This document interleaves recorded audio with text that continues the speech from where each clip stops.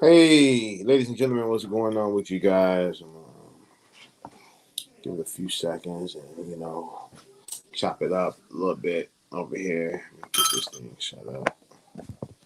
Okay, there we go. There we go. Get y'all up in here. Let some of y'all come up in here. Oh wait, I got some great news for you guys. Great stuff. When I say great, I mean great stuff, people. So I'm gonna give a few of y'all a few minutes to get up in here while I'm sipping on this hot tea. You know what I'm saying? But my voice is acting up. Okay. This tea is good. Lemon and honey. Mm. Oh yeah. Okay, there we go. That's the good stuff. Ladies and gentlemen, how you guys doing? Ladies and gentlemen, boys and girls, lovers, haters, whatever you may be. Thank you guys for coming in. There is the link. If anybody want to join us, come on up. Listen, hey, how you doing, Don Marie? How's life treating you? How's everything going? I hope all is well with you. All is well over here. Ladies and gentlemen, guess what, y'all? I've been working so hard for y'all. When I say I've been working, I've been grinding since this morning. I got up. And I got a couple interviews in the can. I got a couple people to commit to interviews. Hey, how you doing, Tony C? It is working out beautifully, ladies and gentlemen. When I tell you it's beautifully, it is beautiful.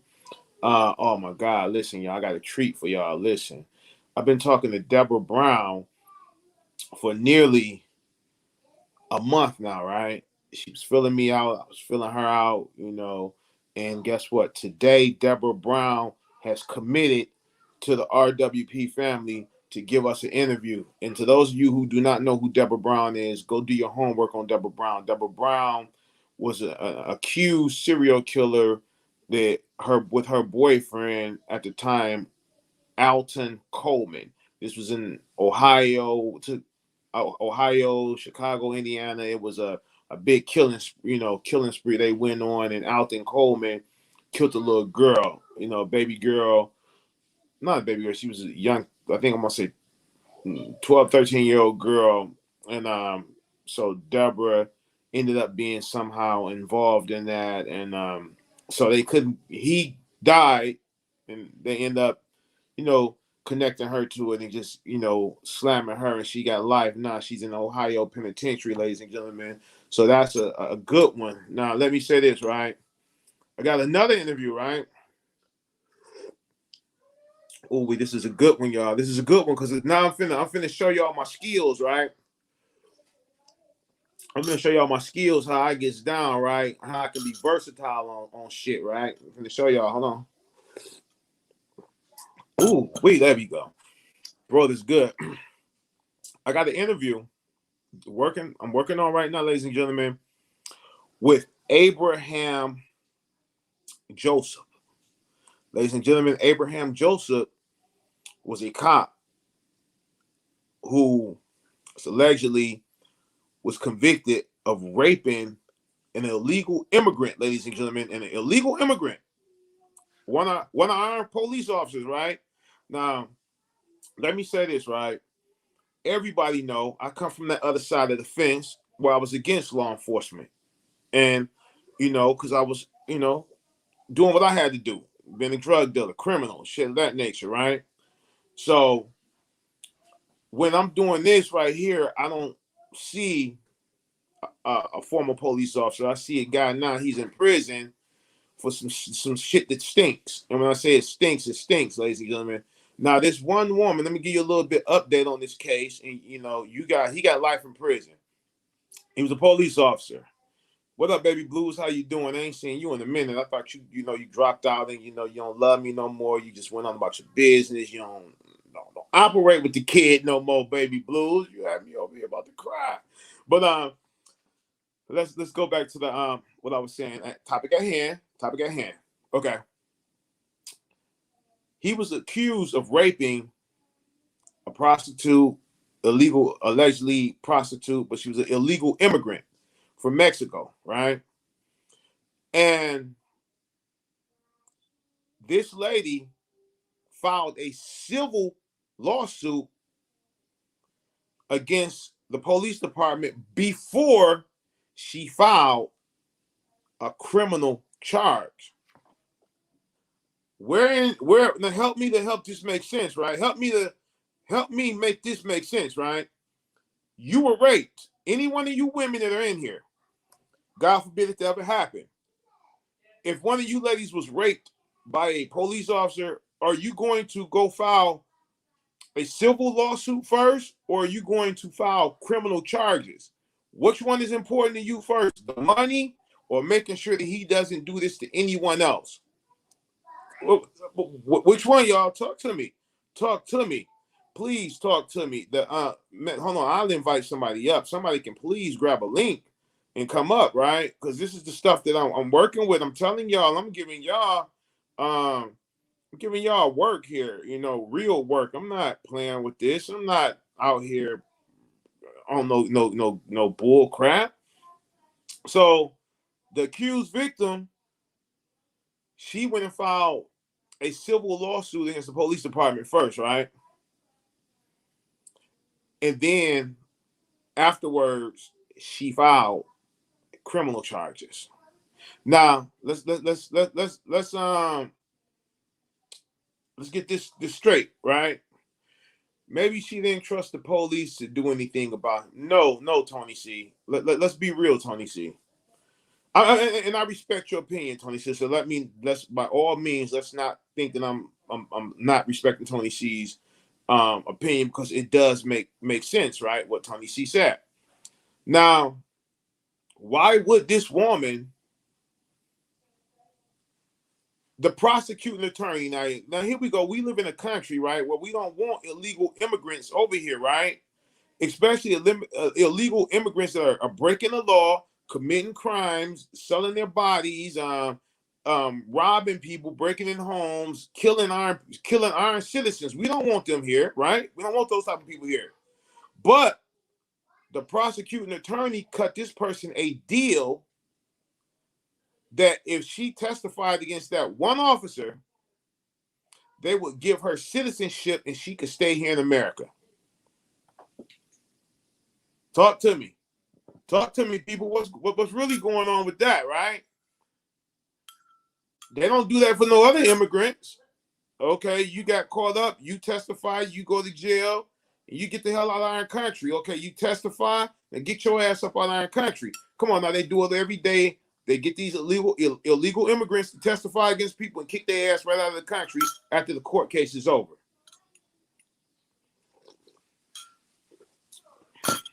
Come on now, baby. Come on.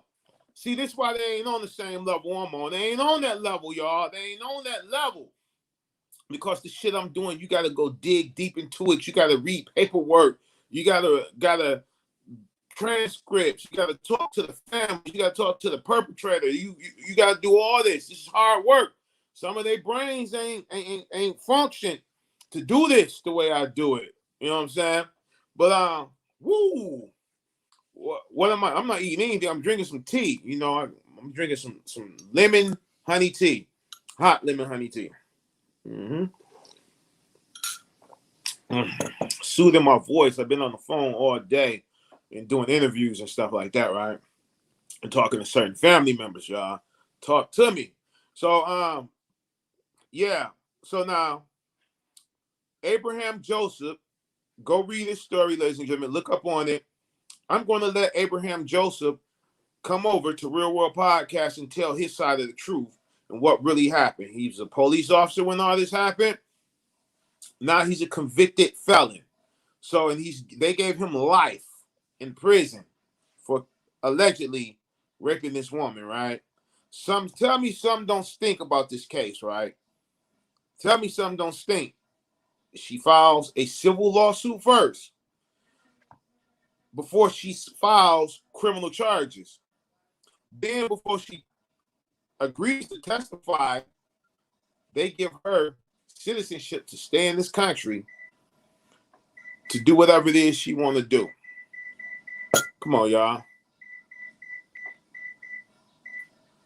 Hey, thank you very much, Olivia Fig Newton-John. I like the name. Hey, Olivia Fig Newton-John. What I want you to do I want you to go over after this is over, because this is my channel where I talk shit at and, bust some ass. We need to bust ass, but, we ain't trying to bust nobody ass. We working over here. But I would like for you to follow me.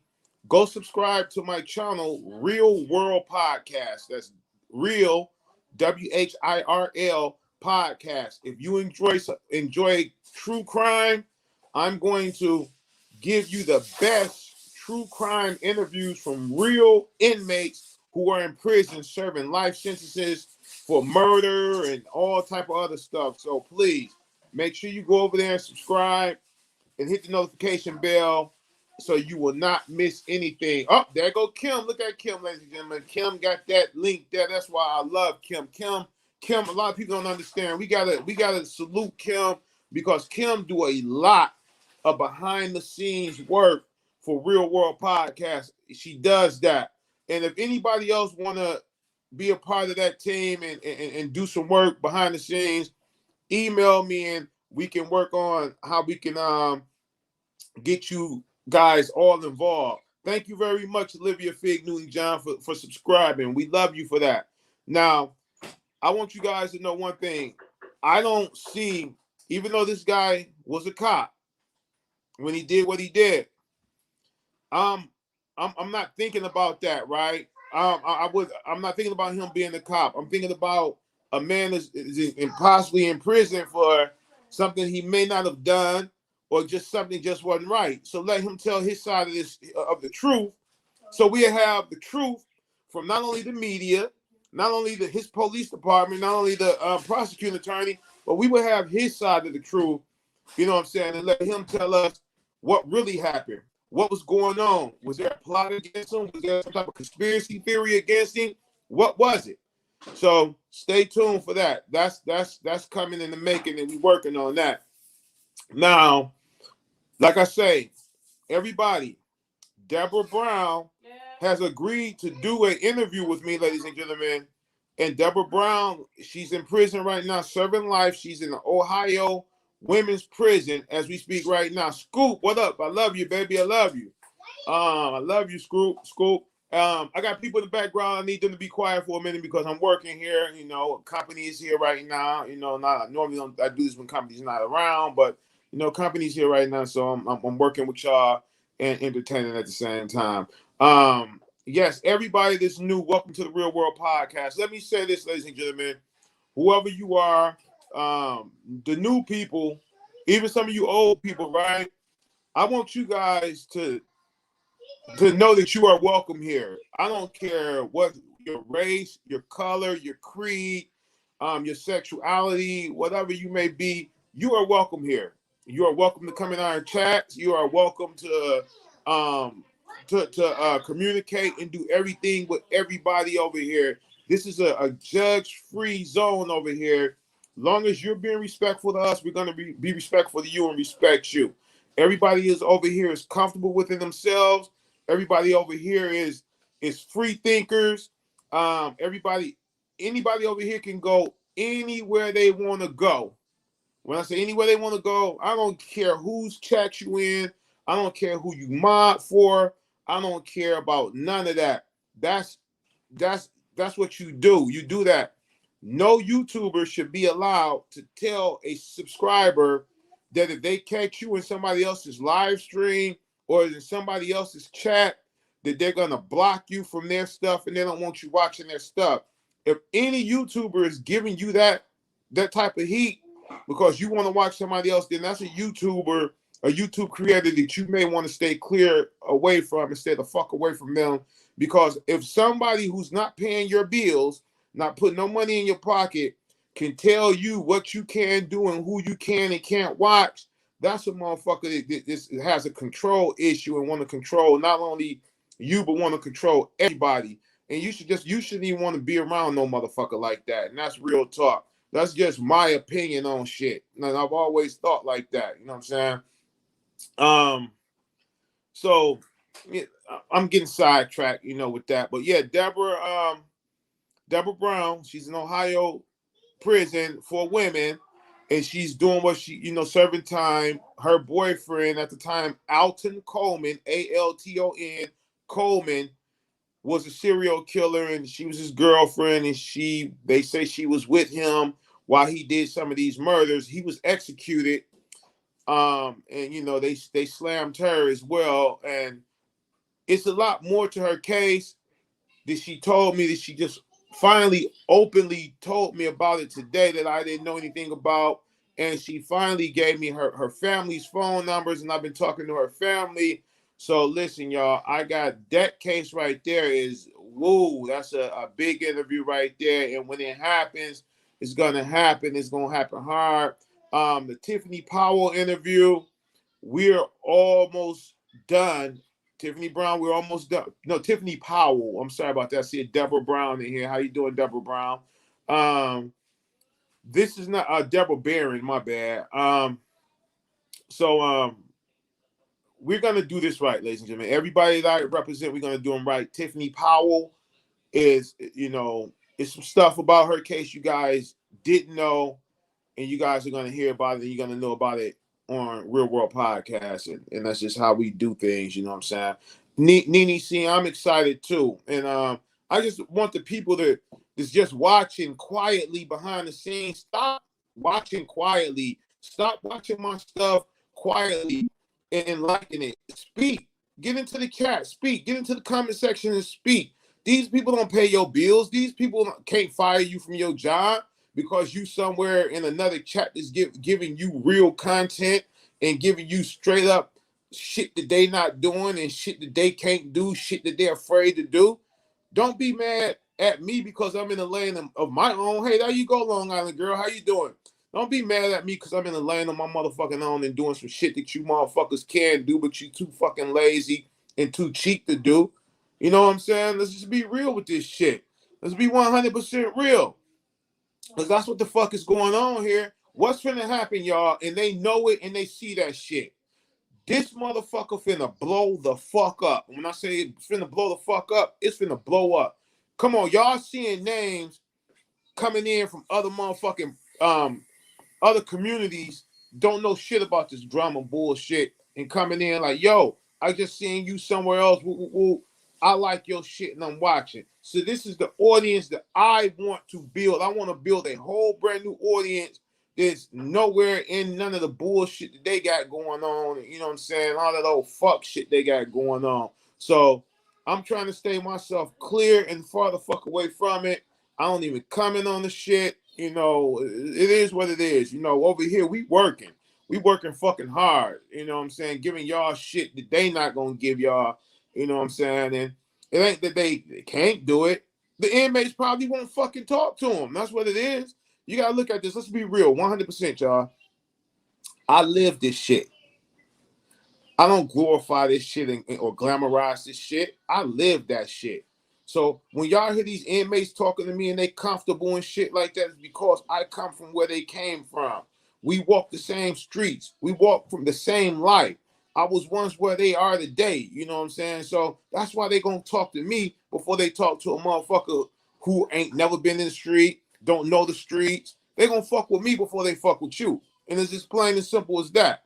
And that's just real. That's why I can give you the interviews that I can give you and talk to these people and get them to feel comfortable and say shit to me that they never would say to somebody else. You know what I'm saying? And I don't want to call out no names, but y'all know certain of these people cannot sit down and talk to these inmates and hold a decent conversation with them, because guess what? They're going to wear their heart and their feelings on their sleeve. When you can't do that, when you go into these interviews, you got to be professional, unbiased, and talk to these people and like, hey, you just sitting up talking to somebody. Do you agree with what they did? No, you don't agree with what they did. Do you respect what they did? No, you don't respect what they did. But you letting them tell their side of the truth, because that's something the inmates never get. They never get to tell their side of the truth, because guess what?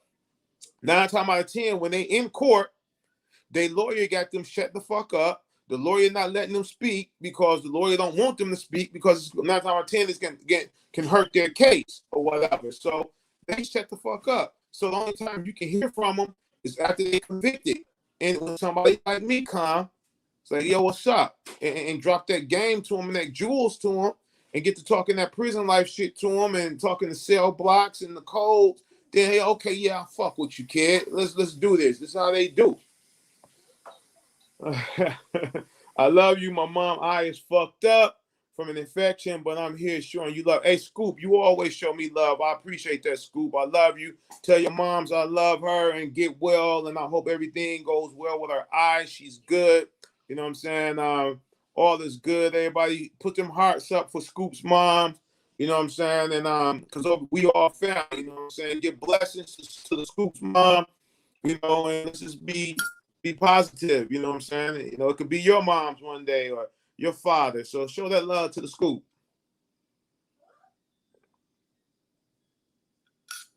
Oh, wait, that tea is good. Oh, wait. All right. Now, let's say this, right? How many YouTubers as you know, YouTube creators, that live over in the suburbs, they can go to the hood, go stand in the middle of the hood and talk with the people in the hood? And I'm not talking about the old folks in the hood. I'm talking about talk to the young hoodlums in the hood that's running the hood. How many can go talk to the OGs in the hood who ran the hood and still running the hood?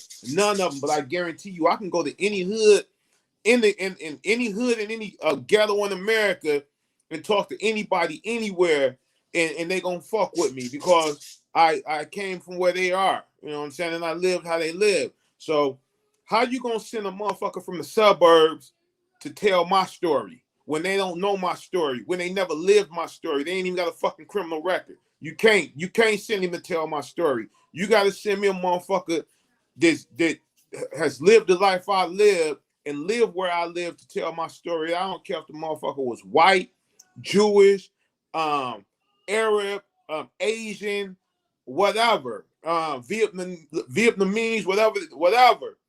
If they live where I live and live the life I live and lived in the hood, send that motherfucker to tell my story. Don't send me no geeky motherfucker from the suburbs to try to come and tell you my motherfucking story because they glamorize it and glorify it and the shit look amazing to them and oh, it's gonna bring them some fucking views.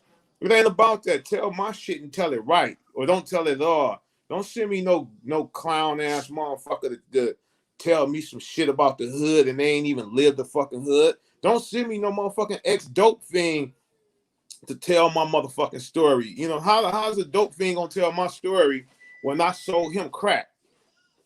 How is that possible? How's a dope thing gonna tell my story when I sold him heroin? Hey, how you gonna tell me anything? Come on now. I'm gonna respect you, but you can't tell my story. Because the reason why you can't tell my story is because guess what? I never smoked crack and I never used heroin. So you can't tell my story because guess what? We don't relate to each other at all. But I can tell your story because I sold you the shit. You know what I'm saying? And no, that's not a double-edged sword, or that's not a double standard, should I say. It's just reality. It's reality.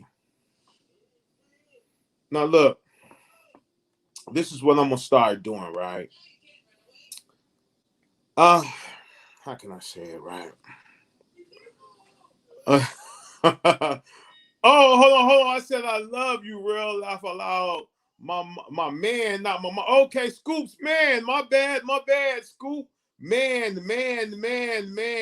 Scoops, man, ladies and gentlemen. So what if it's still Scoops, man? Send Scoop, man, love. Tell everybody you love Scoops, man. You know, send them the hearts because guess what? We all have a significant other, and the significant other one day gonna get sick, and we all want somebody to wish our significant other well. You know what I'm saying? So shout out to the Scoops, man. And I want to say this to the Scoops, man, right?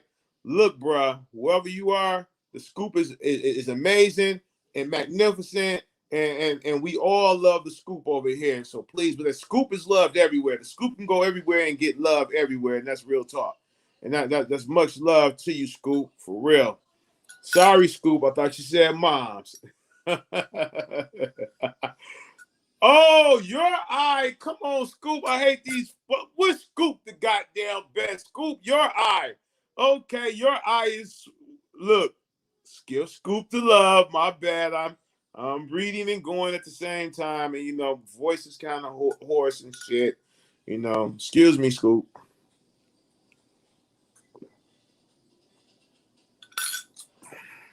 Now listen, y'all. Real shit right here. News flash. News flash. A lot of my crimes that I've ever committed, right? The statute of limitation is up on all those crimes. Statute of limitation is up. Well, I was convicted of those crimes, right?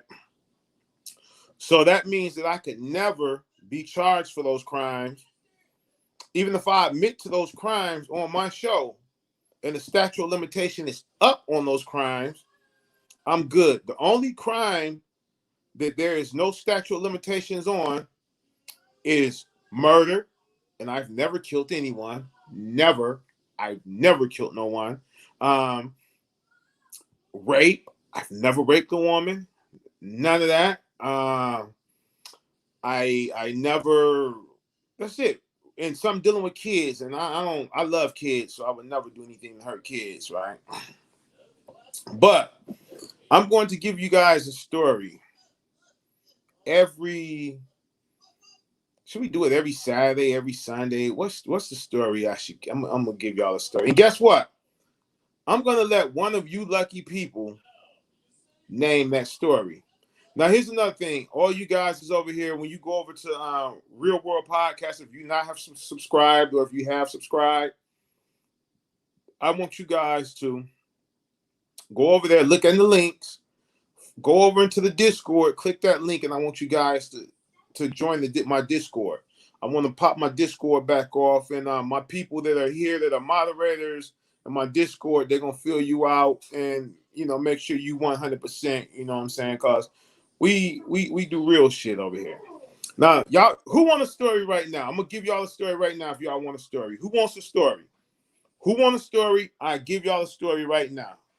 If you want a story, type that I in right now and I give you a story. Everybody, I need to see an eye. If you want a story right now, or one of Rail's true crime stories, I give it to you right now.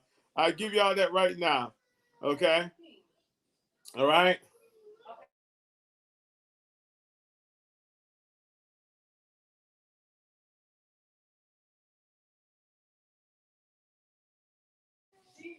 Who want it? Okay, everybody wants a story. Okay, I'm gonna give y'all this story, right?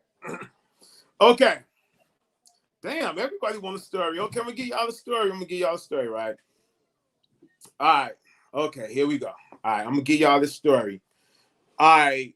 I'm not gonna give you the year of this story because I found that you should leave the years out of the story. When you do, I'm going to have some drinks. Well, Long Island, go have your drinks, and you come back Long Island, and you can recap on the story of this. Okay. All right, here we go. All right, over on Detroit's east side, right? I had this crack house. The crack house. I'm not gonna say the name of the street. The street was called R Street, right? R Street. That's what the name of the street is. Gonna say R Street because there's a million R Streets in Detroit. Okay. Now on R Street, I was doing 5,000 a day, sun up to sundown in this crack house. On a Sunday, I might do anywhere between $2,000 to $3,000 on a Sunday, right? So I appreciated my clientele. I never call them crackheads, but I appreciated. Who's muted? Can you guys hear me? Can you guys hear me? Just if you can hear me, say you can hear me because somebody say I'm muted. I don't think I'm muted. Because I see the ones is up when I was saying put the ones up. Okay. Can you guys hear me? Okay, Jim B hear me. Yeah, okay. So I wanted to show Customer Appreciation Day to my clientele. Like I said, I never disrespect them and I don't call them crackheads or dope fiends. I never did that, right? So me and my partner said, look, go buy a barbecue grill, right? And this is what we're gonna do. We're gonna barbecue hamburgers and sausages for all the clientele that come by. and we're gonna go get some steaks, and we're gonna barbecue steaks. Anybody that spend $100 or more, we're gonna give them a free steak, right? And I want y'all to go buy. We bought 3 gallons of what? What was that shit? The Seagram's gin, a gallon of that, a gallon of Nikolai vodka, and it was another one of those damn cheap ass vodkas. I forgot the name of that vodka. And got some bags of ice. We got like 100 of those disposable cups, some plastic the plastic forks, and we got some buns, everything you need for the hamburgers, the sausages, and the steak, whatever. And we got a bunch of beer. And when we got some what was it? I got 200 beers, cans of beer. What was that shit? I want to say it was Milwaukee's Best or some shit like that. We was, we weren't trying to give them top shelf shit. We were just showing you appreciation, right? Anybody who came down, anybody who came and bought a rock, they were able to get sausage, a burger, get them a drink, get them a beer. If they wanted to leave, they can leave. Or I had these little tables set up in the field next door to the spot, so you can sit there and you can partake in your drink, you eat or whatever, right? So someone said, "Damn, my weed, I never had a barbecue for us." See, they was thinking small minded. They wasn't thinking big, right? So as they coming by, everybody's getting something to drink. They tearing that motherfucking cheap ass vodka and gin up, and they got orange juice with that shit, fruit punch juice, papaya juice, all that, right? So it got to the point where this one lady was like, "Hey, I got $45. I want one of them steaks." It's like, give her one of them goddamn steaks. She's spending $45. Give her one of them goddamn steaks. You know what I'm saying? Steak ain't shit, but what? $5 a steak, $6 a steak, and she just spending 45. Give her one of those steaks. You know what I'm saying? So everybody was being thankful. So it was like, no lie, I can prove the shit that I tell you. I can prove this shit, right? The people still talk about this shit right now to this day. How I gave the crackheads let me rephrase that. How I gave my clientele a barbecue cookout with all the beer and liquor that they could drink, right? People was coming with, I was selling $5 rocks, right? People was coming with $4. Give them a rock, give them a hamburger, a sausage, give them a drink, whatever, you know what I'm saying? So everybody, they felt appreciated, right? So at the end of that day, after everything was over with, the next day, everybody was coming and spending more money. And was like, yo, when are you gonna do that again, right? When are you gonna do it again? So they was telling me nobody has ever did that, never did that for them. And they appreciated that. And that showed me right then and there, because like, okay, these are people just like you and I, but they just have a small problem that's going on in their lives, and we don't know what it is. And I'm not helping them. I'm helping them to self-medicate themselves in their misery and for their money. So once again, that's what I did. That's one story. Shit. I had the reputation of being the good guy in the neighborhood, because you gotta look at the kind of money I was making back then. So I was looking at like, okay, this dude, his name is Little. Little's still around right now this day. He's still a crackhead. Well, he's still a clientele. Let's just say he's still not my clientele, but he's somebody's clientele, but not mine, right? Little was a good runner. And for those of you who don't know what a runner is a person that will go to other crack spots and steal their customers and bring their customers to your crack spot, because you got the better crack and the bigger rocks, right? So Little will always bring new people, right? Or he would get their money and come for him. So one day, Little was known for bringing in easily $400-500 a day. No lie, he would bring that in a day. So Little came to me one day and said, "Yo, man, I need a way, an eye opener." He called it an eye opener. He was just with him. I said, "Man, I need an eye opener. Can I get one?" I was like, "Here, I'm gonna give you two. You owe me for one, and I'm gonna give you one, right?" So he bought people all that day, next day. So Little had fell off. I didn't see him and hadn't heard from him, right? So I go and I see him, I spot him. I was like, "Little, what's up, man? Why ain't seen you no more? You know what's going on? They say you ain't been to the spot no more." So he was like, "Oh, real man, come on, man, don't jump on me, man. You know, I was gonna pay you that money when I got it." I was like, "What?" I was like, "What money, Little?" He's like, "Remember that time I asked you for an eye opener and you gave me two and you told me one was on you and just pay you back for the other one?" I was like, "Little, you mean to tell me you stop bringing me $400 to $500 a day because you owe me $5 fucking?" I was like, "Little, fuck that $5." I was like, "Look, man, meet me around at the spot. I'm finna give you another rock, and you bring me some more people back, man. Start coming back, man. We better than that, Little. Do not stop me from getting the money that you bring in because you scared that something gonna happen to you because of $5."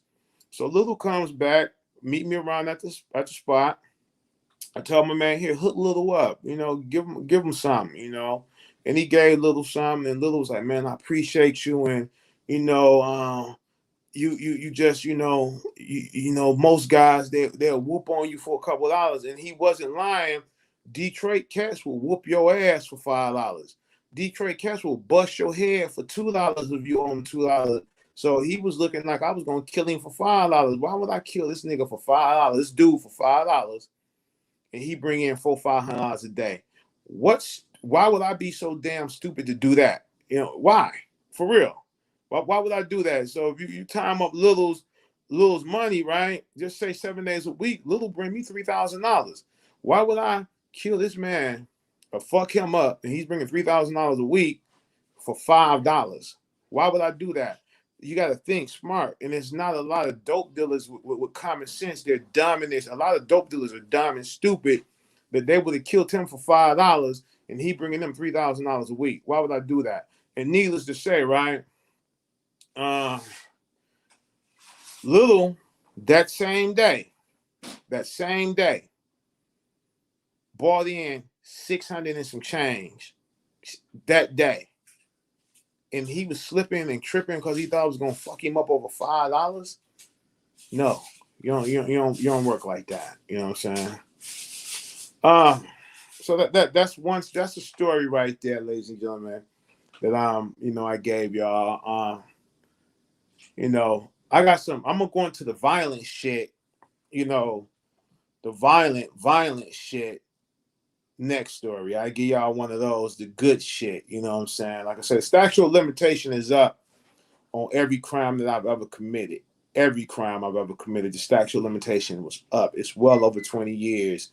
So please believe I can freely talk about these crimes and nothing can happen to me. That's the difference between knowing the law and not knowing the law. Did I ever break anyone's fingers? No, but I've shot some people before. I bust people upside the head before. Bust people across their backs with baseball bats. Well, I fucked some people up. Yeah, and I done had some people fucked up. See, let me say this, right? You can know, hey, November Rain, I'm so happy to see you. I ain't seen you in a good minute. Let me say this, ladies and gentlemen. You cannot have nobody put in work for you if you haven't put in work before. You have to put in work. So, like, let's just say this with Brian St. John, right? Brian St. John used to always ask me, "Well, why you got to send somebody? Why won't you do it?" And Brian don't know. Well, he know, but he was just asking that dumb shit for the audience to, I guess to try to discredit what the shit that I would do, right? Or discredit my character, which he couldn't do. Somebody, right? No, I didn't shoot at people. I've shot people before, Scoop. I can tell you what flesh smells like after you shoot them up.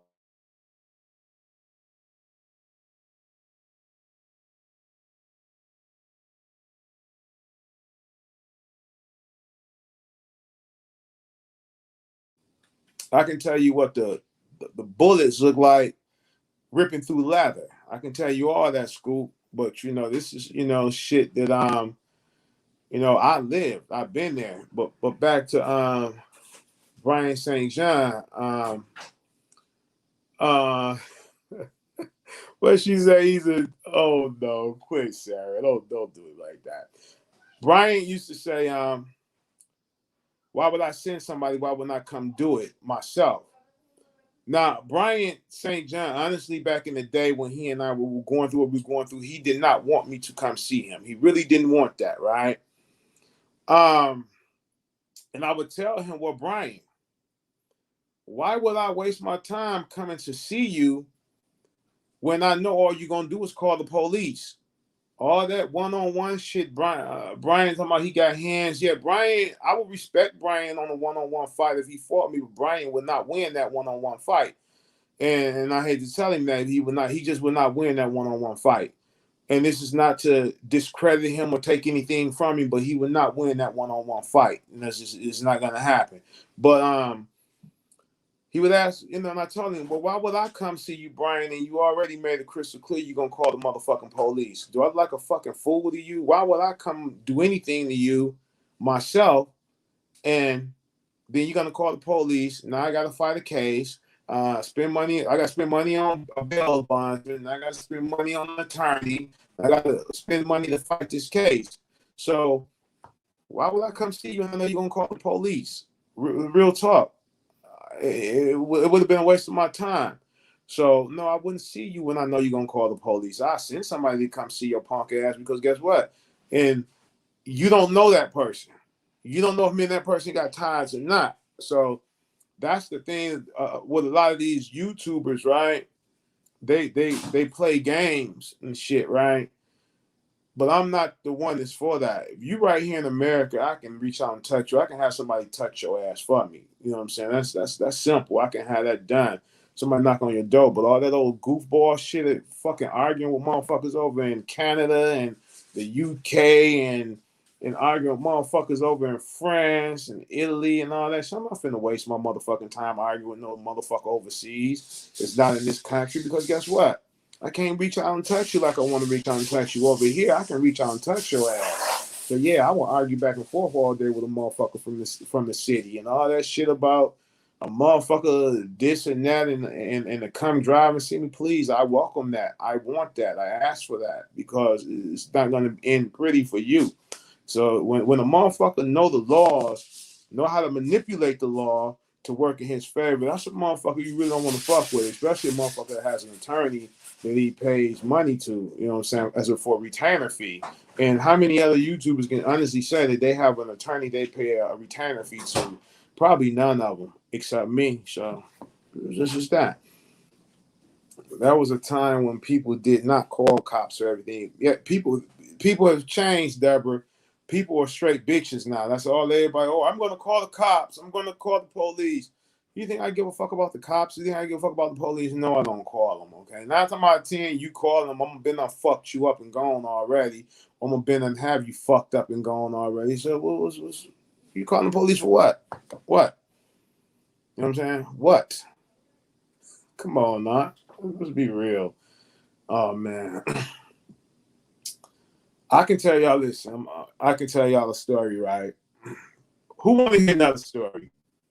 Who want to hear another story? Say I, and I will give you another story. If you don't want to hear another story, I will not give you guys another story. Who wants another real story? The statute of limitation is up, so I'm free to talk about all this shit because I cannot be prosecuted and I cannot be charged and I cannot go to jail. I can talk about this shit. So who wants another story? Well, another real story from the day. Who want it?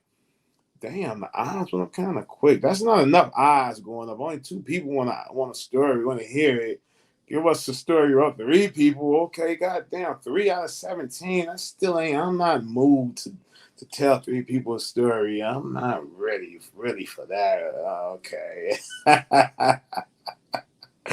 God damn, y'all want it? Oh God, okay. Everybody want a story. Okay. All right. This is how I earned my bones, and a lot of people don't know what bones mean, right?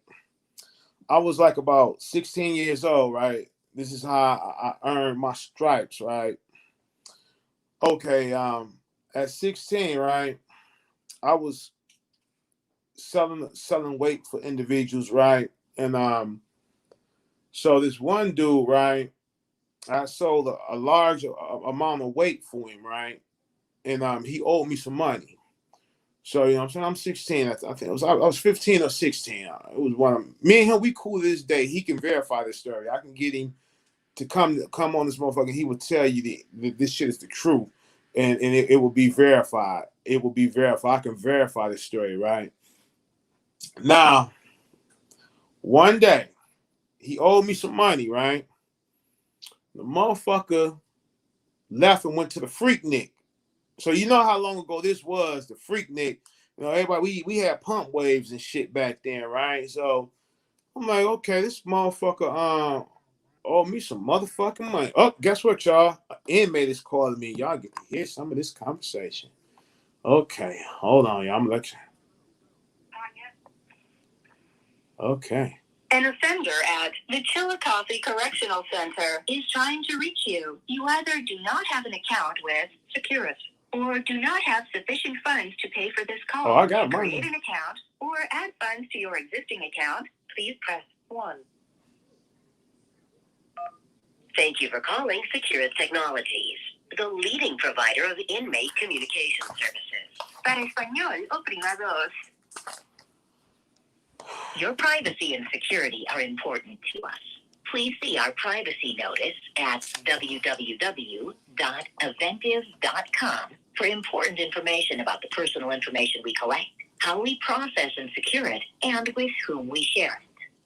You have selected the option to find out more information regarding a promotional call you received from an inmate, or a message that an inmate was trying to contact you, where you were given the opportunity See that to set up working. an account to pay for future calls. To set up a new calling account with Securus to ensure you can receive additional calls from this facility, press 1. To access your existing calling account in order to listen to your balance and add funds, press 2. Sure. Let me connect you with our other system. Your privacy and security are important to us. Please see our privacy notice at www.aventive.com for important information about the personal information we collect, how we process and secure it, and with whom we share it.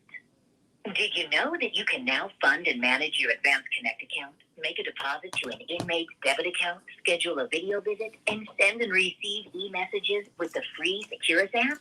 Download today from the App Store or Google Play, subject to availability at each facility. Stay connected with your incarcerated loved one and enter for a chance to win a $1,000 American Express gift card. Every JPay or Securus stamp you use between Saturday, August 28th and Thursday, September 30th, 2021 counts as one entry. See securustech.net/stamps-sweepstakes/. Participation varies. No purchase necessary. See official rules for details. Let's begin. I found an account for the phone number you're calling from. To use this account, press 1. Or to look up... I see we have a prepaid Advanced Connect account for your phone number. To access your account, please enter your 4-digit security passcode. Thank you. If you're calling to make a payment on your account, press 1. Otherwise, press 2. To use a credit or debit card, press 1. You may use a MasterCard or Visa credit or debit card. The minimum payment amount is $0.01. The money will post to your account, and you can then start receiving calls within an hour. To continue, press 1. To choose, how much will you be putting towards your account today? For $50, press 1. For $25, press 2. For $20, press... That was $25. For a total of $25. If that's correct, press 1. Please enter your 5-digit zip code. Okay, if 48224 is the correct zip code, press 1. If enter your 16-digit credit card number.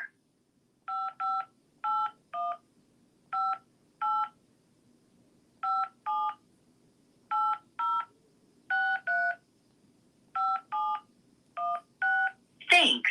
Please confirm that this is the correct credit card number.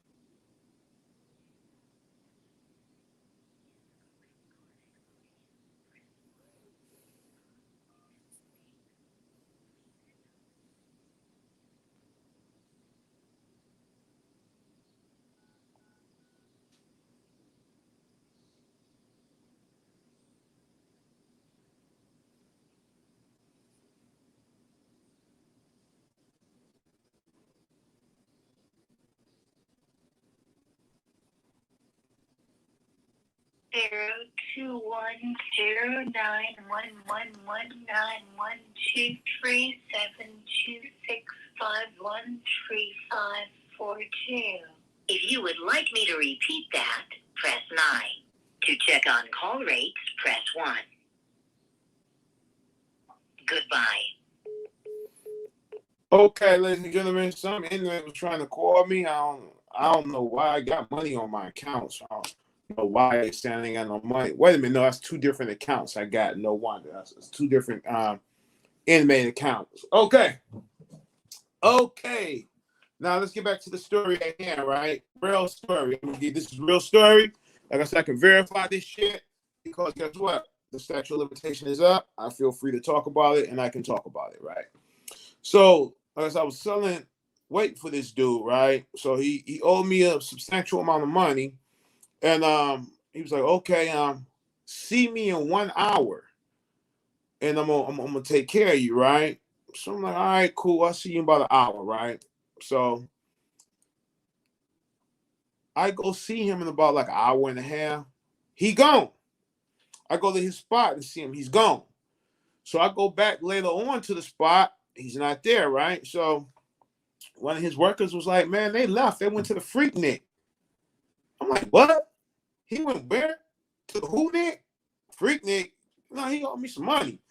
So you gotta look at him. I'm a young kid, 15, 16 years old, and he owed me $2,800. I want my $2,800. So you gotta look at it back in the 90s, $2,800 to a kid 16 years old, 15, 16 years old, that's like about $100,000. So I'm like, "Oh, so you mean to tell me he left and didn't leave my money?" So no, he didn't leave his money. I'm like, "Okay, cool." Now his brother was a bitch ass motherfucker, right? So I'm like, okay. I call up one of my homies, right? So I'm like, yo, this motherfucker left on me some motherfucking money. He know I ain't with that. You know, I done put in work for this dude before. I'm selling this weight for him. You know, he owes me some motherfucking money. I want my bread, right? So I'm like, "Look, man, we gonna meet up. I need you to bring me a Roscoe." And to those of you who don't know what a Roscoe is a pistol. So, you know, back in that day, y'all look at it. This is over 20 years ago. I'm 47 now. So that happened when I was like 15, 16 years old. Statute of limitation is up on that, right? So I lay out my move, right? It's like I'm finna, you know, I'm running up in this spot. I'm gonna hit his spot. So we gonna rob his spot and lay these bitch ass niggas down because he has some bitch ass niggas in his spot, right? So my man's with me or whatever. So I'm like, hand me the thing. I'm gonna put in the work. This is my dude. He owed me some money, and I'm gonna look out for you. You know what's on the spot, right? So I'm like, at this point in time, whatever. He got more than $2,800 in that house. So I'm taking all that shit. Fuck him because you know he shouldn't have. You know he should have left my money. I provided a service, and I want to get paid for my service, right? So We go in. I'm kicking it with his brother, his bitch ass brother. We shake hands. What up, dog? Woo, woo, woo, this, woo, woo, woo, woo. You know, everything all good. So one of his major clients is there, right? And they say, yo, Real, why don't you do me a favor, man? These guys, you know, gonna fuck with me. Why don't you walk up here with me to the place to cash my check at the store, right? Because back in the day, you can go to the fucking corner store and cash your check. Now I don't know if you can still do that, right? So, bam, I walk him up here. Well, I'm telling my man, we hitting him too when he go back to the spot, right? So my man's like, all right, bet, whoop, whoop, whoop, this and that, right? So one thing leads to another. We get there, he get the money. So he passed the money to his bitch, right? And it's like, yo, you know, I want you to hold my money, you know, put this down in your pants. You know, I don't want nobody, they're gonna just in case somebody try to rob me. You got the money, right? So and he put 300 in his pocket, right? So, you know, I'm with him. I'm looking at all this. Like, oh, man, you good. You with me. Ain't nobody going to fuck with you, son. You good. So we gets back to the apartment, right? You still can hear? Okay, yeah. Okay, bam. So one thing leads to another. We back at the spot. So I pulls out, was like, man, all y'all lay that shit down, give it up right now, right? And they thought I was joking. Slap my man with the gun. Like, bitch, give me that motherfucking shit, nigga. You know what's up. Give it up. Your man's owe me, so I'm taking all this, right?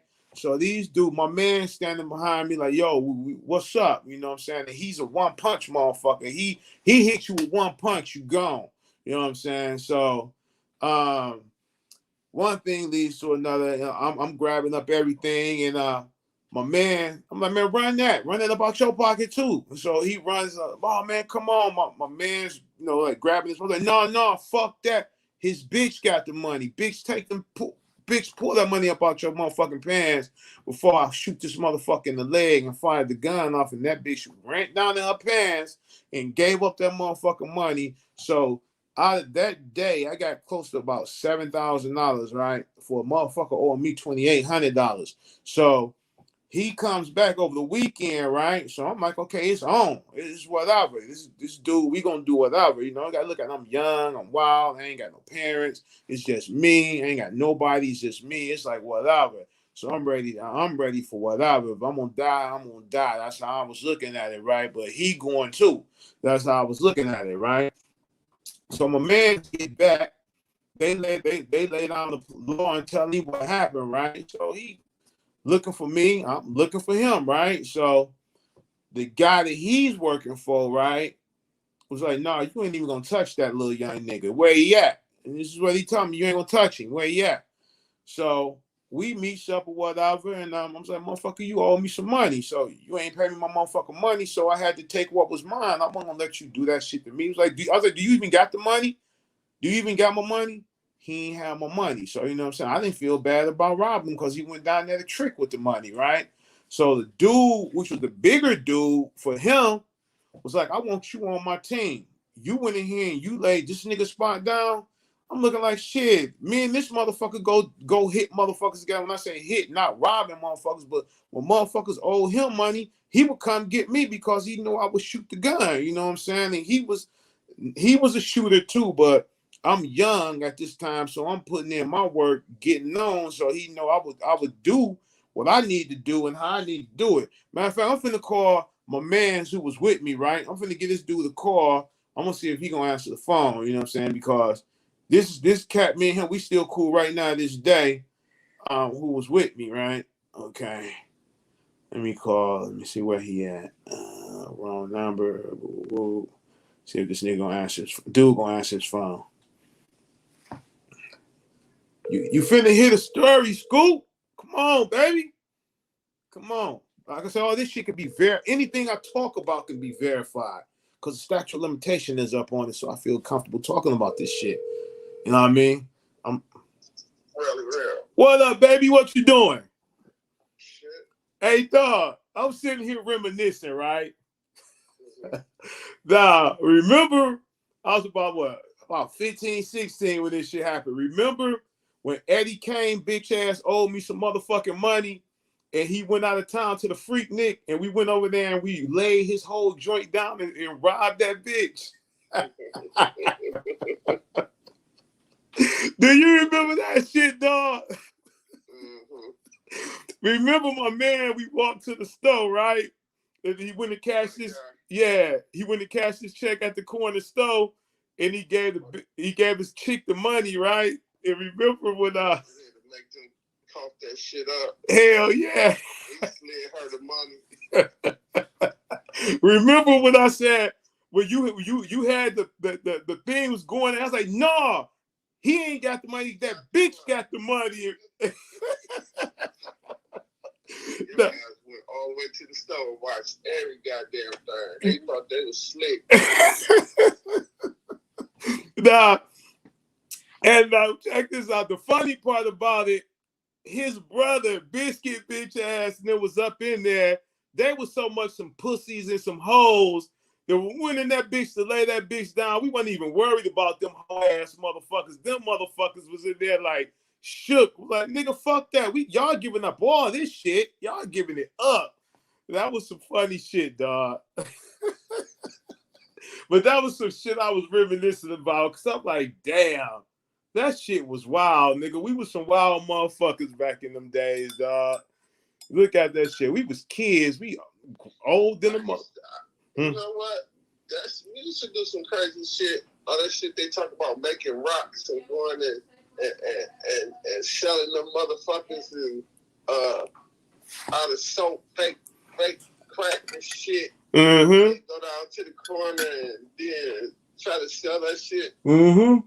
We used to be on some crazy shit. Yes, sir. Man, this shit was crazy, dog. This shit, like, man, that nigga Eddie Kane was mad about that shit, but he knew I was just as motherfucking, we was just as scantless as he was, and he knew for a fact that his bitch ass came back and tried to do anything. He know that, hey, it wasn't no thing for us to pull them motherfuckers out and get the blasting at his bitch ass. But that motherfucker knew that he fucked up, and he had to eat that loss. He had to eat that.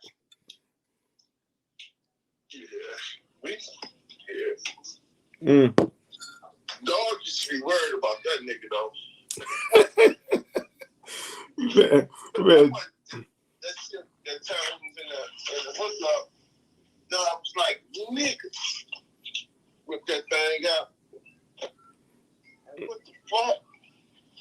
I told that nigga he had to give us the program. That was crazy.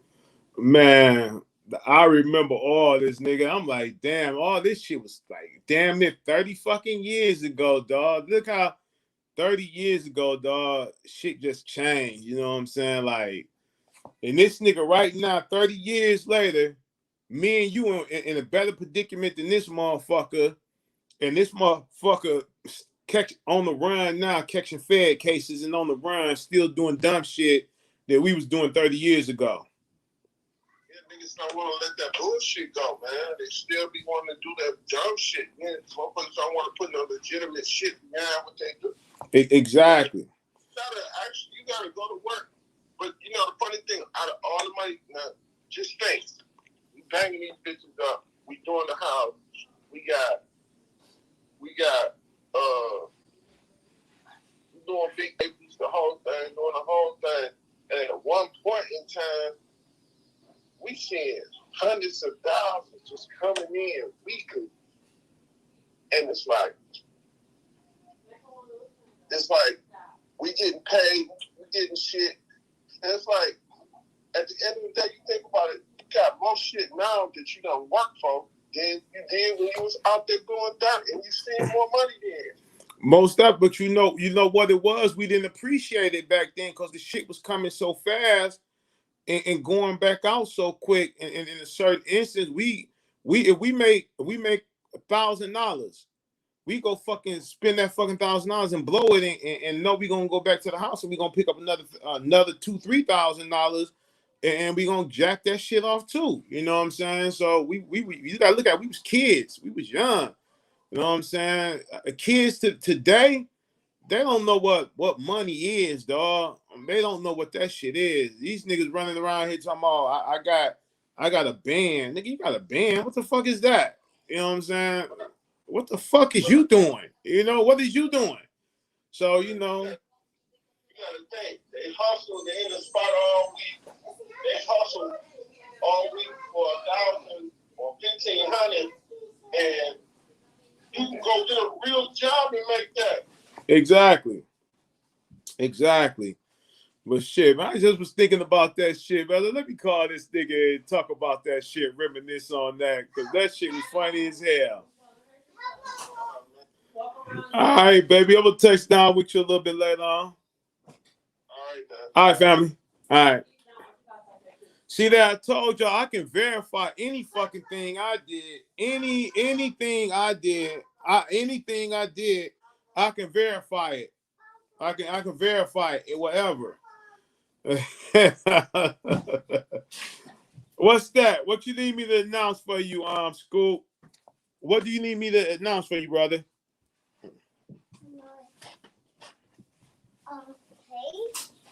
Abort. What you need me to announce, Scoop? I can announce it for you. What is it? So now I can get, like I said, every story, truth that I give you that I say I did, I can verify that shit with one phone call, 2 phone calls. I can verify that shit. Like I just told y'all that story. Call my man's up who was right there with me, and he told y'all the goddamn story. So shit, look at the shit how it happens. You know what I'm saying? So you gotta look at it. I'm 15, 16 years old, running up in a big dude's house, taking his shit. His brother, come on now, that was my motherfucking brother, and you went there and put a pistol on my brother, shot in the ground, and slapped my motherfucking brother with a pistol. Man, you gonna die. You gonna motherfucking die. Real talk. That's just me, you know. But hey, he knew what was up. You know, he knew how shit was gonna happen. Do anybody want to come up? I want to invite somebody up. Somebody might want to come up and you know, ask a question or something. You know what I'm saying? Ask a question. Let's do this, y'all. Come on up. Y'all can come on up. Anybody? What up, Lee? What's going on? Yes. See, like I said, I can verify everything I tell you that I've done. I'm comfortable because the statute of limitation is up and I can talk about it. What's up? Anybody want to grab that link and come on up? You can come on up. Listen, I'm an open book. Y'all can ask me whatever y'all want to ask me. Let's do it. Let's do it. Ask a question. Somebody come on up and let's do it. Let's talk. Let's talk. Cause I am working. Oh yeah, this these, you know, that's these. What's these? Let me put the camera on this damn thing. There you go. That's them Gucci's. You see that? Yeah. You know, yeah. Them Gucci's. You know, I was looking like, what the fuck? Am I gonna let BSJ? He talking about he got Versace's and shit. You think I was gonna let him outdo me with some goddamn Versace's? I'm like, this motherfucker can afford some Versace's. Let me go get me some motherfucking Gucci's. You know what I'm saying? And just walk around here and stun in some Gucci's. You know what I'm saying?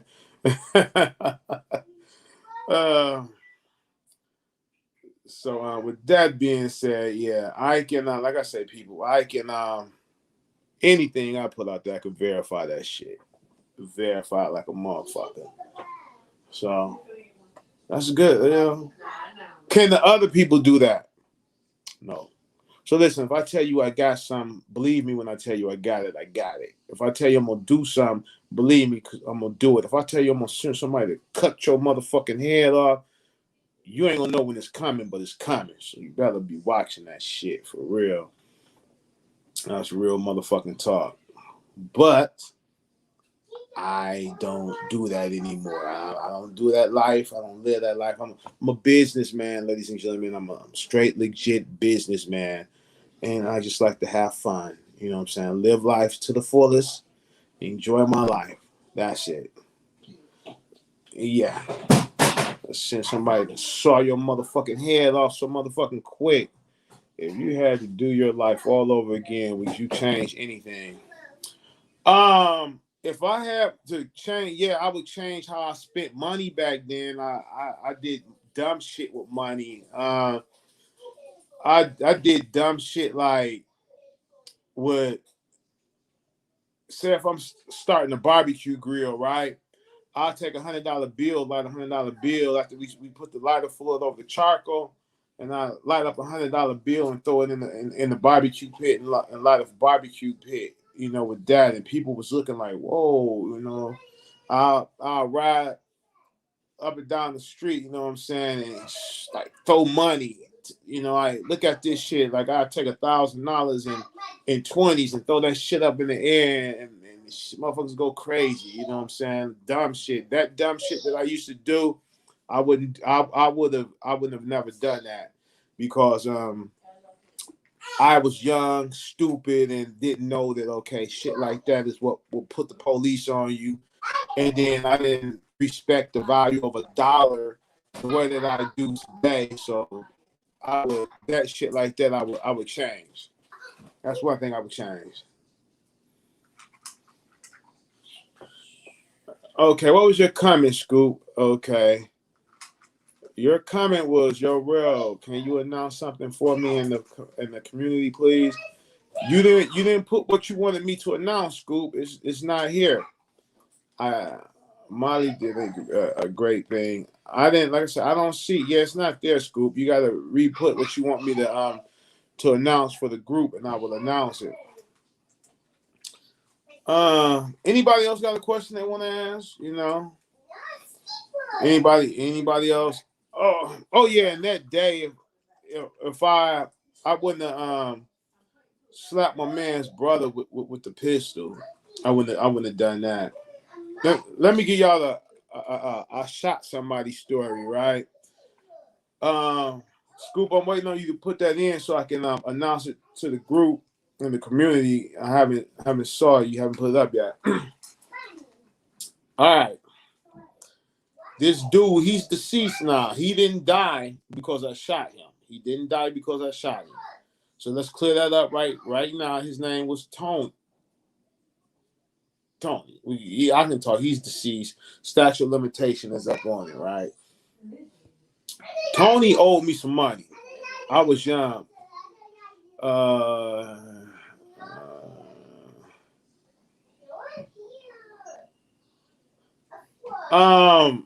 I don't care what she raised for Scoop. I don't care what she raised. We don't care over here. We don't care about that. Let them do what they do over there. We didn't give them not $1, so we don't have a dog in that fight. So we try to stay clear of stuff like that. And we don't talk about it, Scoop. So I'm quite sure somebody else in the drama community will talk about it and will expose it or whatever. But we're not gonna do it over here. Like I say, we stand far away from all that nonsense as possible. But you posted it and everybody know about it. Okay, Tony owed me some money, right? So he was refusing, to pay the day that he said he was gonna pay. He was like, well, I'm gonna pay you this day. I was like, no, motherfucker, you told me this day, so I want my money this day, right? So he's like, I'm gonna get it. And, I'm like, no, dog, run me mine. And now this is one thing, another thing that I wish that if I could go back and turn back the hands of time, I would take this back. I wouldn't take back I would take the whole thing back because it was really not worth it. I was a young hothead. You know what I'm saying? Tony, we was in front of a church. So like, man, you better pay me my money. He's like, I'm gonna take care of it. He's like, no, motherfucker, pay me nice. You're gonna pay me today. And I whipped up a Glock. Glock was always my favorite handgun. So, and I shot his ass in the motherfucking leg with a Glock, right? Then he took off and tried to run, and I shot him in the ass. And all this was in front of a church, right? And I'm like, damn, why? Why did I do that? Why did I do that? So the dude that was with me, his bitch ass started up his truck and pulled the fuck off and left me, right? I was like, no, this bitch didn't leave me, and I wanted to shoot at his shit, right? But needless to say, Tony was a real motherfucker. He didn't tell the police it was me that shot him. He only told one person that I shot him, and that was pretty much it. That was, somebody in his family told the person in his family I shot him, and they were some bitch motherfuckers, and they wasn't gonna do shit. So, that was it. I regret that I shot him at that church, in front of that church, and I really do regret that.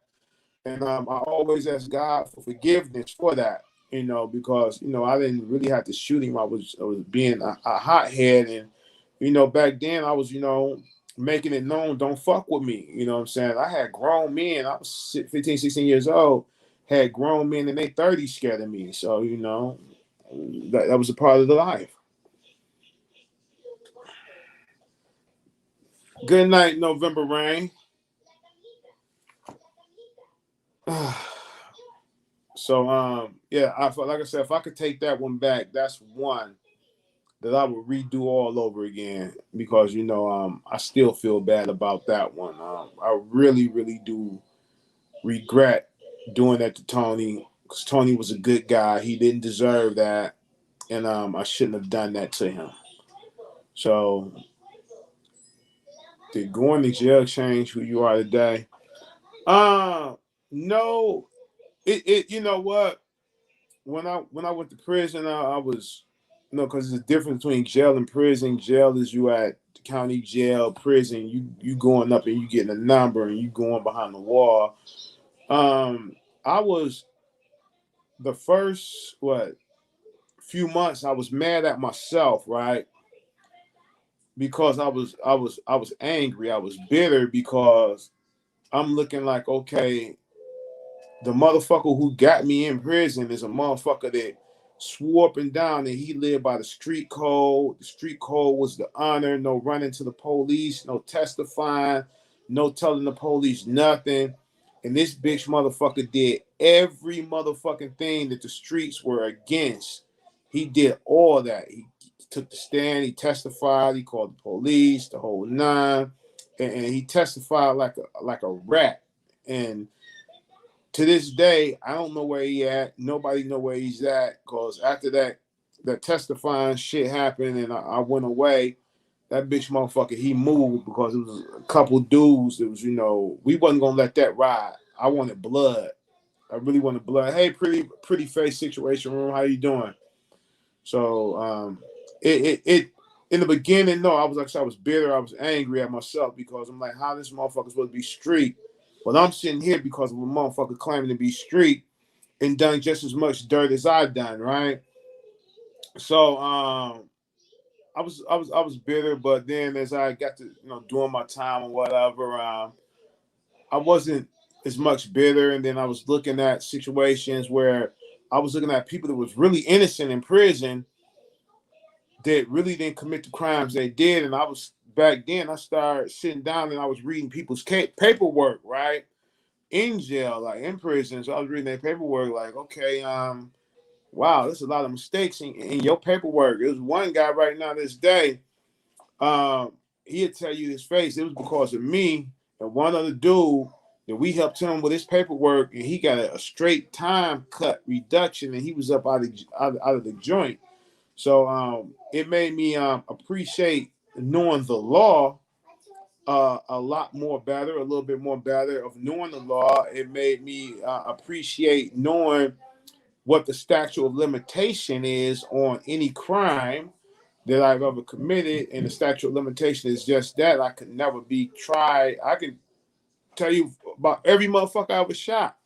And guess what? They didn't die. And the statute of limitation is up on it. And there's nothing that can be done about it. They never told on me. If they go in today and say, well, yeah, he shot me 20 years ago, guess what? Statute of limitation is up. What you want us to do about it? She should have came to us 20 years ago. Then now you need proof. You need evidence. I can say I shot 30 motherfuckers. If I don't get no names and no details on how it was done, what they gonna do? They can't do anything to me, because now they gotta prove it. And the police, we all know that they don't want to do no work. No work is gonna bring paperwork. So let's for real. Let's be real. Love hearing you tell stories, Christian. I love telling my truth. How I'm gonna tell somebody else's truth if I can't tell you guys some of the dirt that I did in my past, right? Let me see. Like, it's just so much shit that because I could tell you I've done stories. A lot of shit that I feel bad I done. As you get older, you develop a conscience, right? You get softer side, and you just you feel bad about some of the shit you did, and you look back at it like, was it really worth me doing that to this person? Was it really worth me hurting somebody and leaving them scarred up? No, it really wasn't. But some people, they deserved it, and I don't give a fuck. And I wished I had killed their motherfucking ass. Real talk. And them the motherfuckers that I don't give a fuck about. But somebody that really didn't deserve it, and I may have overreacted a little bit. Yeah, I feel sorry for them. Yeah, because I was making a point, and I had to make a point to let them know you can't fuck with me like that. So you know what, Lily, somebody wanted me to write a book. This young lady, her name was Trina Crenshaw.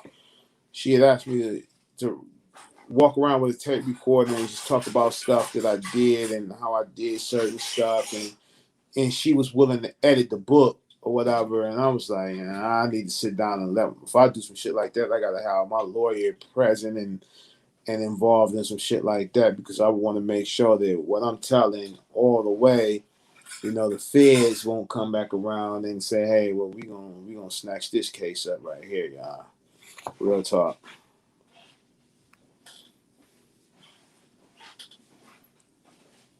Go ahead. Any more questions? I'm open. I'm gonna take some more questions from you guys. Let's run down the questions. I'm gonna answer all the questions that any and everybody want me to answer. Let's do it. Let's talk about it. I'm here. I'm open. Let's make this happen.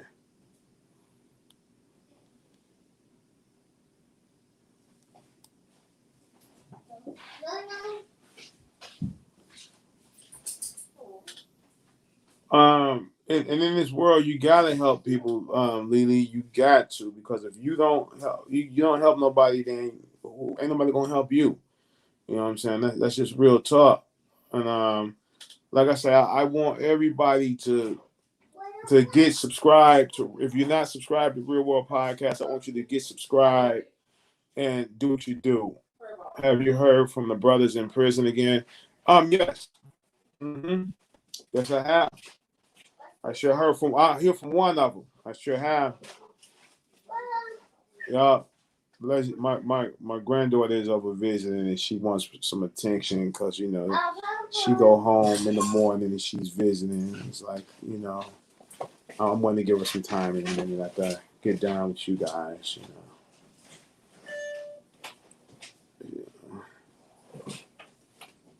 Where is the?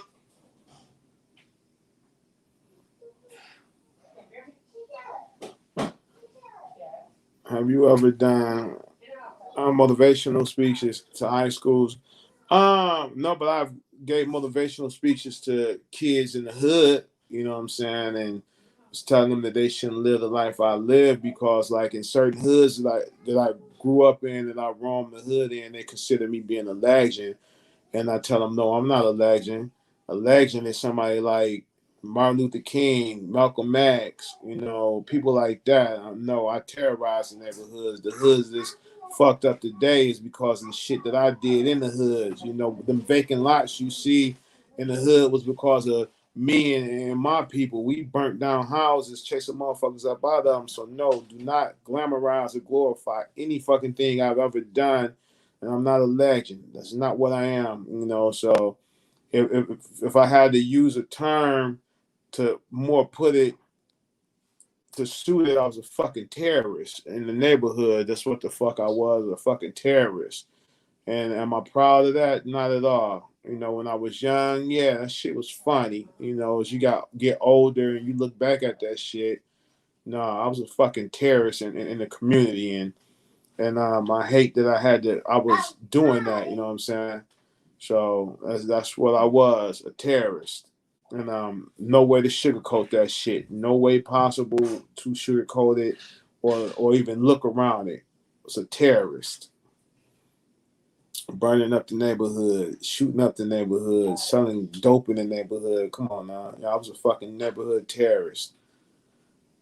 And shit, that's why I get back when I can get back, because I know what I did in those communities, the mothers and fathers and the uncles and the aunts that was using my cocaine and shit of that nature, yeah, I fucked up a lot of homes on Christmases, kids didn't, when they would open up toys because their mamas and daddies was coming to my spot, or they ain't have Thanksgiving or Christmas dinners or 4th of July dinners or birthday dinners or graduation dinners, because guess what?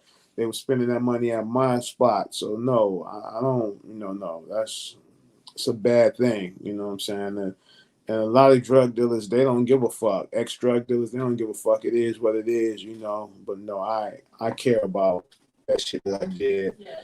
And speaking about it, I got to ask for forgiveness constantly every day. I ask for forgiveness for the things that I've done in the past, because, it fucked a lot of families up. No, I was not close to many of them. I just went in there, did my work, got the fuck on, and got my credits that I needed to get my high school diploma and got the fuck on. That's one thing that the guy I was working for, his thing was, you don't go to school, I don't want you rolling for me, because I don't want to breed dummies. I want to breed smart people. And his whole thing back in the day was, okay, the more A's, for every A you bring me, I'm going to give you $200 for every A you give me. For every B you give me, I'm going to give you $50. A's and B's was all he accepted. C's and D's was unacceptable. So shit, we bust our ass after we would be rolling to go home and do schoolwork, do homework, and just, so we can get those grades, you know what I'm saying? So shit, I was known for getting A's and B's, you know what I'm saying? So I can get that money, that extra money they was giving us in our weekly pay. So, that was like a bonus. What made me decide to do the business I'm in today? Because when I at 30 years old, when I said, you know what, I'm done with the dope game, I don't want to do it no more. I looked at it as, okay, how do I invest now? What do I do to invest my money? And then I started hanging out with people who were in the dope game, but they were business people. And then I started hanging with business people as well. And they was like, well, this is what you should invest your money in. This is how you should invest your money. Invest your money in businesses that are going to be forever needed. Don't invest in no punk ass barbershop. Don't invest in no punk ass hair salons, and do not invest in no nail shops. None of that shit. You got to think. They excuse what I'm about to say, but they will say, don't think like a nigga. Don't think how niggas think. Think how the white people and the Jews think. Longevity. That's what you want to think about. That's how you want to think. You want to have generational wealth. You don't want to have no punk ass barber shop, no nail tech shop, no hair salon. Only broke niggas got shit like that. So you don't want that. So I had a lot of great teachers, that taught me what I needed to know from that era. What's up, Alicia? How you doing? So like when you guys hear me, like sometimes I lose it, and I'm like, I have to remember that a lot of these people, 99.99% of these YouTube creators is bitches. All they gonna do is sit behind the screens. Not only the YouTube creators, but the YouTube creators and the YouTube the subs. You know what I'm saying? They talk shit. The trolls, 99.99% of them is bitches. And I gotta realize that I had to start realizing that they don't come from the same cloth that I'm cut from. They don't move how I move. Like if these were real people, which they're not real people, to me they're not real people, Because their first thing they always talk about, they talk shit. Then when you get in their ass, the first thing all these bitches run and do is start talking about, I'm gonna call the police, or I'm gonna get the police, or the police this, I'm finna get the police your name and all that shit. You know what I'm saying? So that's, you know, these motherfuckers crazy. You know what I'm saying? You know what, Lily, ain't nobody gonna do a business channel because you gotta look at it. People would rather you would get 500 motherfuckers, 500 to 1,000 motherfuckers to go into a live drama screen to see two females bash each other, knowing that neither one of them will bust a grape when they see the other one, or one of them will fuck the other one up, but the other one know that she get fucked up and just still talking shit just for the fuck of it. You'll see 500 to 1,000 motherfuckers go over there and watch that goofy shit. But if a motherfucker's trying to teach you how to make $1,000 a day to put in your bank account, that motherfucker might get 50 people in his live stream to watch that because everybody is so wrapped up in drama. Drama wins over real creativity, and that's just real talk. You can look at how it goes on now in the drama, and this is how it is. Motherfuckers talking drama. Like I used to say back in the day on the 313 Live show, people want to be lied to.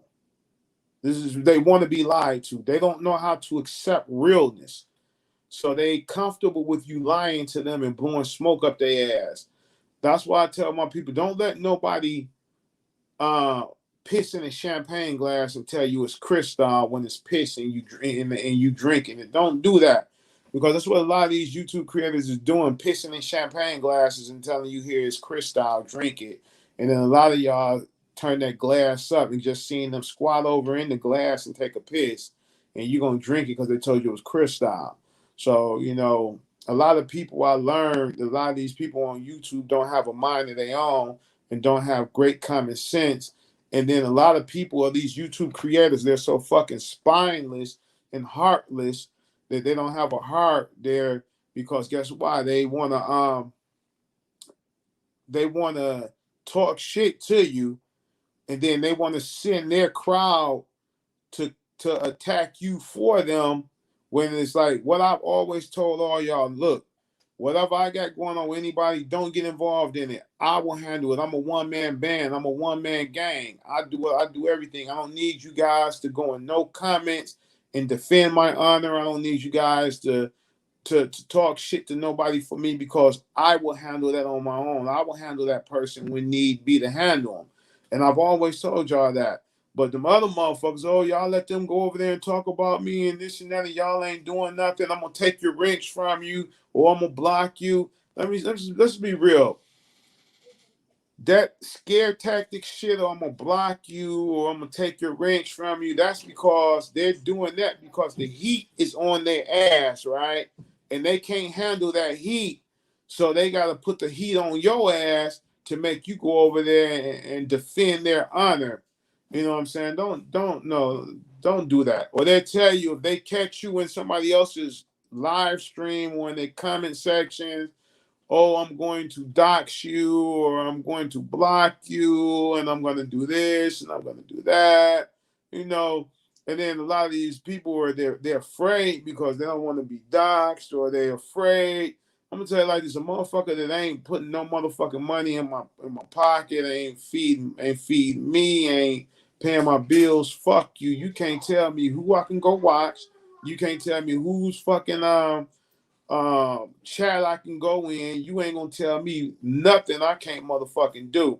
I don't give a fuck who you are. I don't give a fuck who your enemy is. If I'm watching somebody else's shit that you got a problem with, that's between you and that person. I ain't got shit to do with that. So fuck you. Don't say nothing about what I'm doing. I can go in anybody's motherfucking chat that I want to go in. I can go in anybody's motherfucking comments I want to go in, because I'm me. So, you know, no one is going to run me and tell me how to do a motherfucking thing. You can suck my dick, you can kiss my ass, whatever it is you're going to do, but you're not going to run me and tell me what I can and can't do.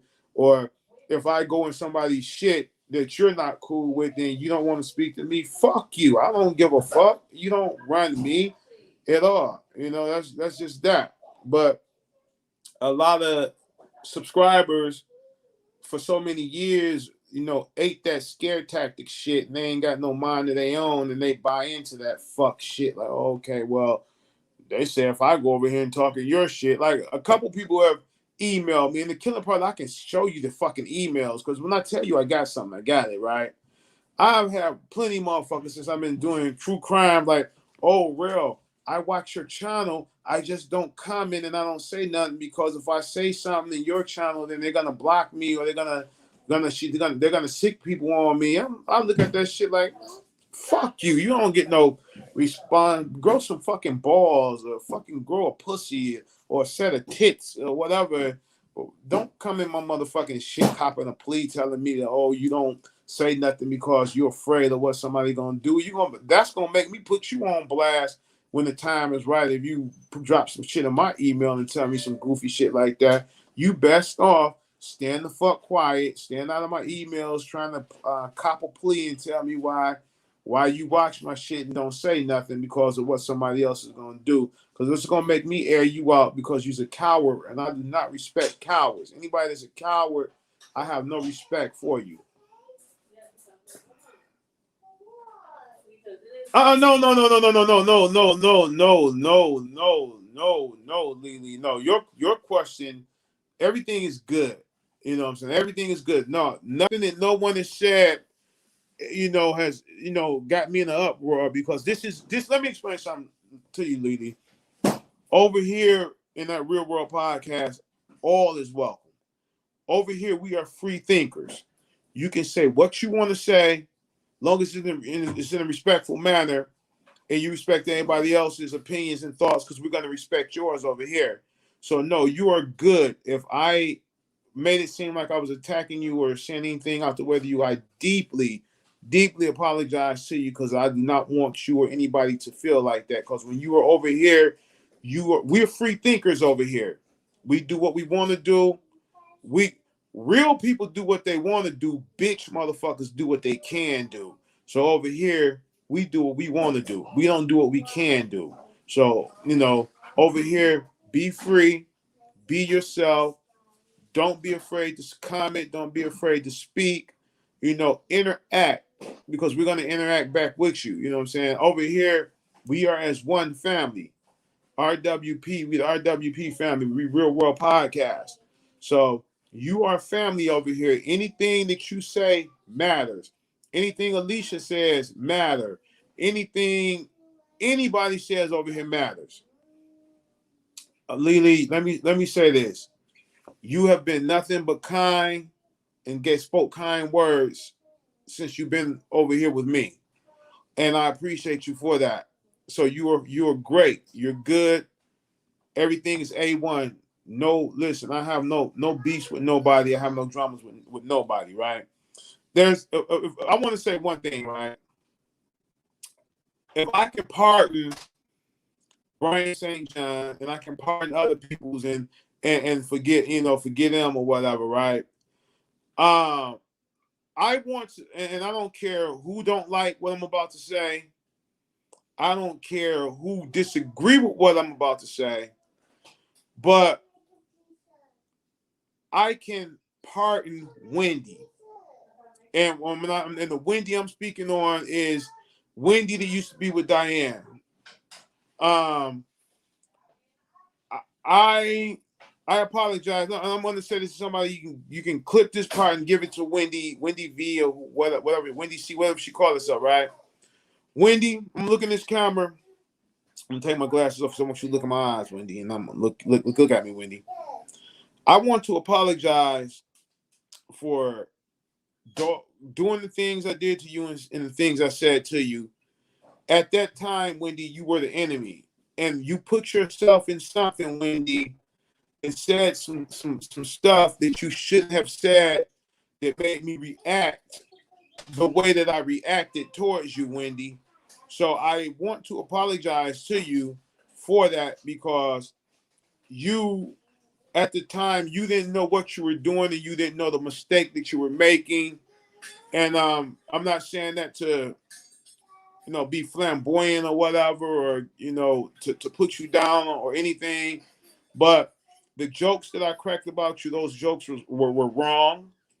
And I apologize for it. I apologize for making fun of just whatever the things I made fun of. You know what it is. I know what it is. And I don't have to go back and repeat what it was. But I want to apologize to you for that, because you didn't deserve it. No, you didn't deserve it. So I hope that this apology finds you and you accept it. If you don't accept it, that's cool too. But we're coexisting in this thing called the YouTube world. So I apologize to you. I salute you for whatever you do. You can accept it and never have to speak to me ever in life or ever in YouTube life. You know what I'm saying? But I just want you to know that I do apologize for how I attacked you. But my reasoning for attacking you, I tried to have Sarah, and this is not throwing Sarah under the bus. I tried to have Sarah and Dibity to put you and I on a three-way call together so I can talk to you privately and discuss this with you of why I was attacking you and why, because to inform you of the mistakes that you were making, and you had no idea that you were making these mistakes. So with that being said, I want to, let bygones be bygones and put all that bad shit behind you and I, and we can move on and coexist, possibly do some work together or something one day, So I'm just that guy. I'm one of the most fairest guys on YouTube. Everybody know that. I'm one of the most fairest guys. So to Wendy, I was wrong, and I deeply apologize if I hurt your feelings in any way, or if I made you upset in any way. I deeply apologize for that. Now, what's next? You know what, Lee? You gotta apologize. You know what I'm saying? When you know you're wrong and you made a mistake, you gotta apologize and move on. You know what I'm saying? And like I said, the way I attacked Wendy did not deserve to be attacked like that. You know what I'm saying? Like I said, because she was making a mistake that she probably didn't even know she was making. And sometimes people make mistakes, you know what I'm saying? And the mistake that she was making is, the mistake of everybody that I ever attacked, when I was killing off Brian St. John, they made the mistake of putting their 2 cents in and didn't know what the fuck was going on. So with that being said, if I can pardon him, I can pardon everybody else. And and it is what it is. And if they accept the apology, that's cool. If they don't accept it, that's cool too. I put it out there and I apologize. That's all that matters. Next, anybody else got a question, they want to say or anything, make it happen. If anybody know Wendy, like I said, click that part and make sure Wendy has that part. And to know that, hey, I gave her an apology. Like I say, it's up to her if she accepts it. It's up to her if she, accept it or don't accept it. But I apologize to her.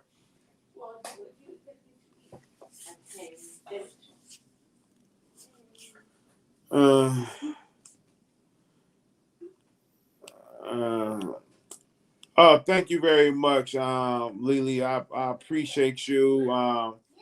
I think she's gonna leave in a minute, so I'm not sure because her bag is packed at the door. I was under the impression that she was coming to spend the night, but I guess I was wrong. But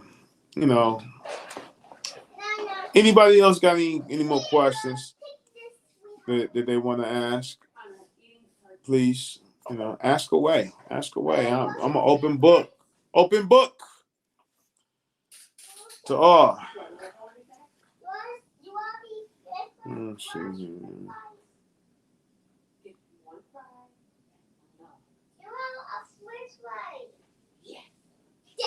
Okay. Boo, boo, boo. Hey, y'all, let me ask y'all a question. Have anybody saw that Rick James documentary? Oh, my God. Oh, my God. That was a bad motherfucking documentary. That Rick James documentary was on motherfucking point. Let me see something, y'all. Let me see if I can get y'all a little piece of that right now. I gotta excuse me here. Let's see here.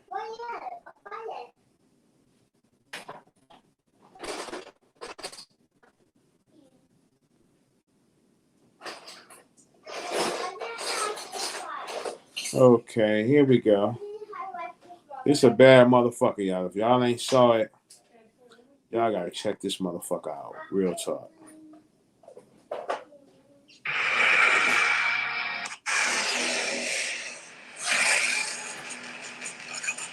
Make my spot out. Production. I used to have these dreams. I just knew that it was going to happen, you know, and I used to see it. My mother, consequently, would take me to a psychiatrist. And psychiatrist would tell her, hey, he's real normal, he's above normal, he has a super high intelligence, but the boy just wants to be a star. And that is that. This is Buffalo, the second largest city in New York State. Strategically located at the eastern end of Lake Erie, it early was given the title of the Queen City of the Lake. Buffalo is a bustling community and serves as the hub of the Niagara frontier. Its dynamic development results from an unusual diversity of industry. What's Buffalo like? What is Buffalo? It's basically a small town. It's a good place for music, you know, because we have a lot of music there. Life Hills and ghetto. Niggas out there come down. So this big. Listen, y'all gotta go watch this. It's a bad motherfucker, y'all. The Rick James documentary. That's a bad boy, I'm telling you. It's on Showtime. If you ain't got Showtime, you need to get it. Listen, y'all, I'm about to shake up out of here. I thank all you guys for coming in and watching me and just, you know, spending time with me and going back through some of my stories, you know, my truth.